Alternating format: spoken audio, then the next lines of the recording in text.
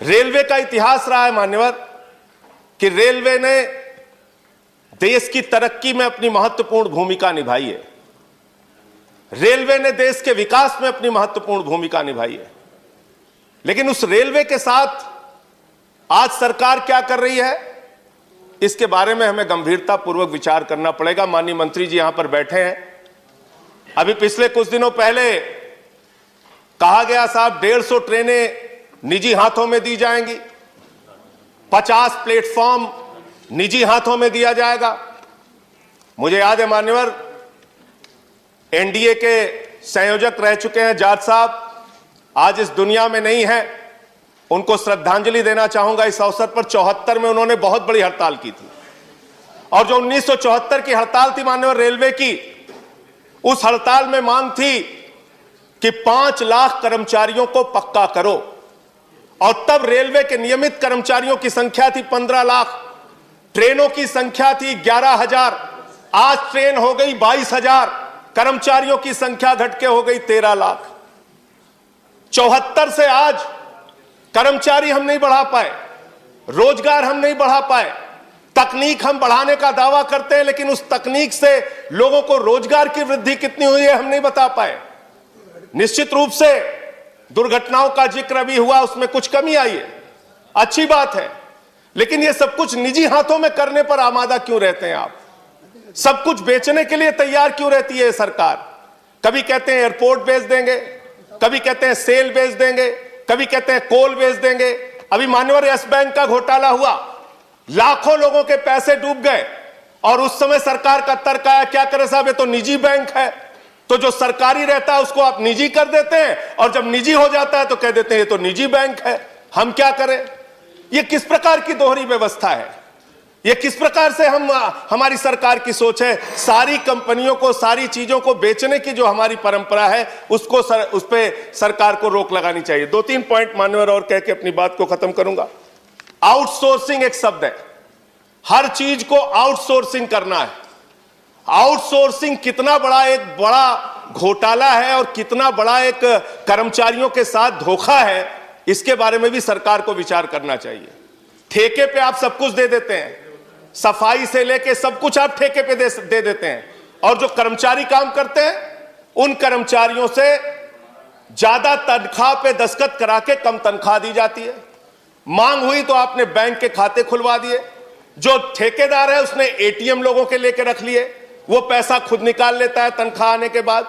तो मेरा ये कहना है, ये एक आउटसोर्सिंग का जो नाम देके सारी चीजों को आप बाहरी व्यवस्था को निजी हाथों में देने का काम करते हैं, वो कर्मचारियों के साथ, ठेका मजदूरों के साथ एक बहुत बड़ा शोषण है।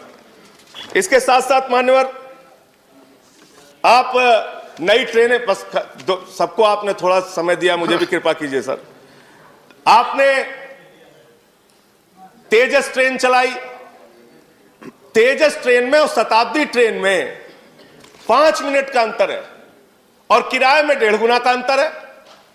तो आप करना क्या चाह रहे हैं? जब ट्रेनें आपके पास उपलब्ध हैं, सुपरफास्ट ट्रेन उपलब्ध है आपके पास, ऐसे में नई ट्रेनें, निजी ट्रेनें लाके किराया ज्यादा लेके आप एक नए प्रकार का आप शोषण करते हैं। मैं मान्यवर आपके माध्यम से सिर्फ इतना कहना चाहूंगा कि रेलवे इस देश की जीवन रेखा है, और रेलवे की आज जो दुर्दशा है उसके सबसे बड़ी कहानी अगर आपको जाननी है तो झांसी के अंदर पिछले साल हादसा हुआ था, ट्रेन में सफर करने वाले यात्रियों की जान चली गई। गर्मी के कारण जनरल डिब्बों में लोगों को बैठने की जगह नहीं होती है, पिस के आते हैं वो लोग। मैं आपके माध्यम से सरकार से सिर्फ इतना निवेदन करना चाहता हूं, अपने कमाऊ पूत को बेचने का काम मत कीजिए। आपका अगर कोई लड़का मेधावी है, तेज है, अगर हाई स्कूल में अच्छा नंबर पाया, इंटर में थोड़ा कम नंबर पाया, बीए में थोड़ा अच्छा नंबर पाया, एमए में थोड़ा और कम पाया, तो उसको चौराहे पे आप खड़ा करके नीलाम मत कीजिए। उस व्यवस्था को ठीक करने का काम कीजिए। रेलवे के कर्मचारियों पर भरोसा कीजिए। रेलवे को आगे बढ़ाने के लिए रेलवे कर्मचारियों को साथ में लेके जो सेवा अब तक वो करते आए हैं इस देश की, वो करने का काम कीजिए। रेलवे को हर चीज को निजी हाथों में बेचने की जो आपकी सोच है उस सोच पर रोक लगाइए। मैं सिर्फ यही कहना चाहता हूं कि अगर आपको ठंड लगी है तो घर का किवाड़ा निकाल के उसको आग में जला के तापने का काम मत कीजिए। ये इसी प्रकार की व्यवस्था और इसी प्रकार की कार्रवाई आपकी है जो सारे सरकारी विभागों को आप निजी करते जा रहे हैं। बहुत बहुत धन्यवाद। श्री प्रफुल्ल। कुछ मान्य सदस्यों ने एम्प्लॉयमेंट की भी बात की और कुछ ने कहा कि SC ST के भी आंकड़े चाहिए थे। तो मुझे सूचित करते हुए खुशी है कि 2018 और 19 के बीच हमने 1,18,930 लोगों को नई नौकरियां दी है।